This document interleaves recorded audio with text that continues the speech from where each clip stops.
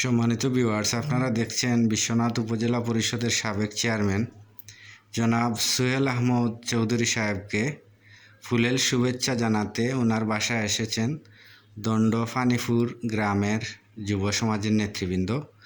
এখন তাদের উদ্দেশ্যে তিনি কিছু কথা বলবেন, আপনাদেরকে আমরা এই ভিডিওর মাধ্যমে আমরা দেখানোর চেষ্টা করব। বিসমিল্লাহির রহমানির রহিম।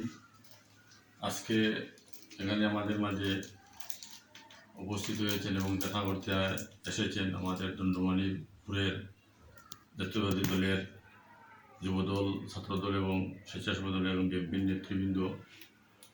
তারা আমাদের বিএনপি রাজনীতির সাথে জড়িত। আমরা আশা করি আগামী যে জাতীয় ইলেকশন আসছে সেই ইলেকশনে আপনারা সবাই ঐক্যবদ্ধ হয়ে কাজ করবেন।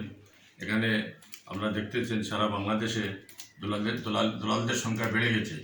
তাই দলাল মুক্ত করতে হলে আমরা কঠোর পরিশ্রম করতে হবে এবং পরিশ্রমের মাধ্যমে এই সিলেট 2 আসনকে যেভাবে আমরা বিপুল ভোটে বিজয়ী করতে পারি।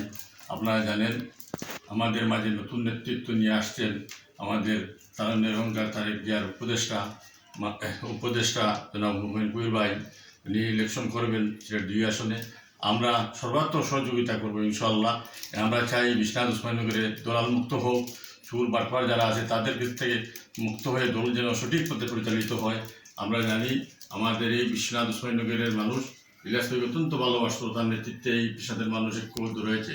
ওনার বর্তমানে আপনারা জানেন কখন নেতৃত্ব কারা দিচ্ছে, তাদেরকে বিশ্বনাথের মানুষ, উসমানীনগরের মানুষ তাদেরকে ভালো পায় না। তাই নতুন নেতৃত্ব নিয়ে আসতে হবে এবং তাদের মাধ্যমে আমাদের এই বিশ্বনাথ উসমানীনগরের আগের মতো বিএনপি যেভাবে ছিল সেইভাবে আমার বিশ্বনাথের মানুষ 70 থেকে 80% মানুষ বিএনপিকে ভালোবাসতো।